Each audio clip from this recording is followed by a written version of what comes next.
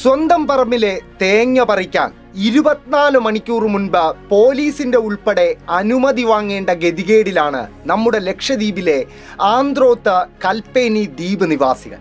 ലക്ഷദ്വീപ് ഭരണകൂടം പുറത്തിറക്കിയ ഏറ്റവും പുതിയ ഉത്തരവ് പ്രകാരം ഈ ദ്വീപുകളിലെ മനുഷ്യർ സ്വന്തം പറമ്പിലെ തേങ്ങ പറിക്കാൻ 24 മണിക്കൂർ മുൻപ് അനുമതി വാങ്ങിയാൽ മാത്രം പോരാ. തേങ്ങ പറിക്കാൻ കയറുന്ന ആൾ കയ്യുറകളും താഴെ നിൽക്കുന്നയാൾ ഹെൽമറ്റും ധരിക്കണമെന്നാണ് സർക്കാർ മുദ്രവച്ച ഉത്തരവ്. ഇന്ത്യയിലെ തന്നെ ഏറ്റവും ക്രൈം റേറ്റ് കുറഞ്ഞ പ്രദേശമാണ് ലക്ഷദ്വീപ്. കടലിനെയും മനുഷ്യരെയും സ്നേഹിച്ച് ജീവിക്കുന്ന ആ ദ്വീപ് നിവാസികളുടെ ജീവിതമാണ് കേന്ദ്ര സർക്കാരിൻ്റെ നിയന്ത്രണത്തിലുള്ള ദ്വീപ് ഭരണകൂടം ഇങ്ങനെ വിചിത്രമായ ഉത്തരവിലൂടെ ദുസ്സഹമാക്കുന്നത്. നേരത്തെ ദ്വീപിൻ്റെ തനത് ഭാഷകളും അറബിയുമൊക്കെ സ്കൂളുകളിൽ പഠിപ്പിക്കുന്നത് ദ്വീപ് ഭരണകൂടം അവസാനിപ്പിച്ചിരുന്നു.